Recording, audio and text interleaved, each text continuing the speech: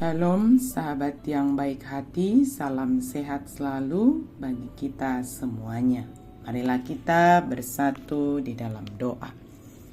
Kasih karunia dan damai sejahtera dari Allah Bapa dan dari anaknya Tuhan Yesus Kristus kiranya menyertai kamu sekalian. Amin.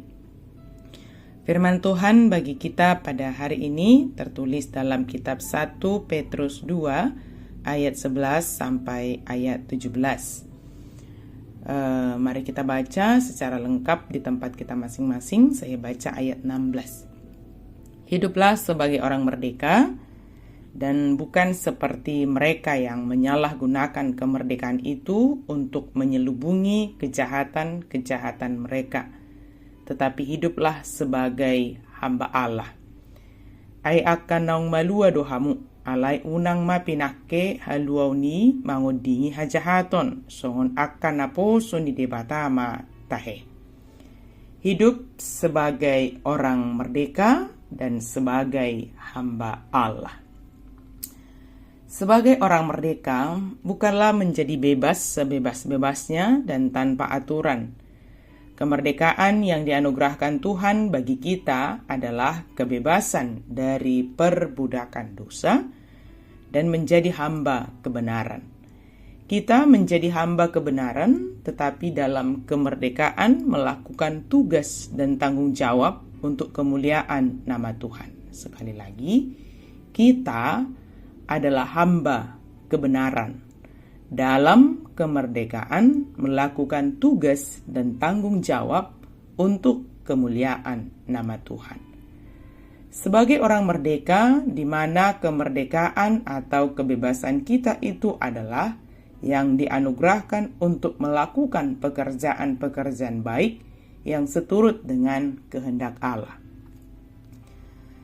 Sebagai orang merdeka bukan digunakan untuk melakukan segala keinginan dan bahkan melakukan hal yang bertentangan dengan kehendak Allah. Jangan menyalahgunakan kemerdekaan itu hanya untuk memuaskan keinginan-keinginan dan nafsu duniawi atau bahkan membenarkan tindakan yang salah dan bersembunyi di balik kata sebagai orang merdeka.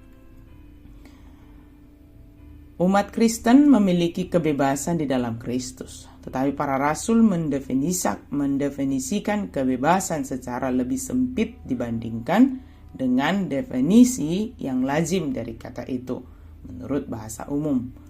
Umat Kristen memakai kebebasan sebagai sarana untuk kehidupan pelayanan yang berkembang pesat. Itu merupakan fondasi yang Allah berikan kepada kita untuk mencapai potensi maksimal kita. Ingat, kebebasan itu merupakan fondasi yang Allah berikan kepada kita untuk mencapai potensi maksimal kita.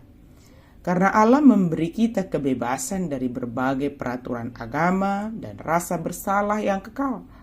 Kita jangan berusaha menuruti keinginan kita sendiri. Sebaliknya, kita hendaknya meraih hal terbaik yang disediakan Allah bagi kita.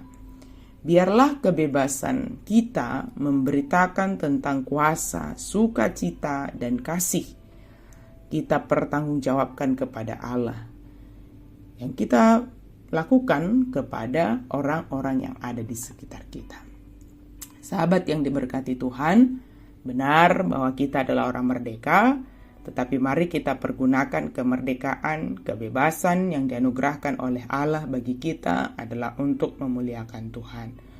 Bukan malah sebaliknya menggunakan kemerdekaan menjadi batu sandungan bagi orang lain. Misalnya ketika kita tidak dibebani dengan aturan-aturan tentang makan, bukan berarti kita bebas untuk menghakimi dan mempersalahkan orang lain yang memiliki aturan-aturan tentang makanan menurut iman percaya mereka. Bertindaklah sebagai hamba Allah yang dengan taat sepenuhnya melakukan perintah Allah dan menjadi berkat bagi orang yang ada di sekitar melalui kebebasan yang dianugerahkan kepada kita melalui Yesus Kristus. Hiduplah mengalahkan kejahatan dengan kebaikan dan tunduklah kepada Raja. Hormatilah semua orang, Lakukanlah peraturan-peraturan yang ditetapkan oleh pemerintah, tetapi kita harus lebih tunduk kepada Tuhan daripada kepada manusia. Jika peraturan itu menyalahi kehendak Allah, maka ingatlah, tunduk kepada Allah. Kiranya kasih Kristus melimpah atas kehidupan saudara, yang menuntun saudara untuk hidup sebagai orang merdeka, sekaligus sebagai hamba Allah yang setia. Amin. Mari kita berdoa. Terima kasih Tuhan untuk firman-Mu. Terima kasih untuk anugerah kemerdekaan yang Kau berikan ke negara kami 80 tahun.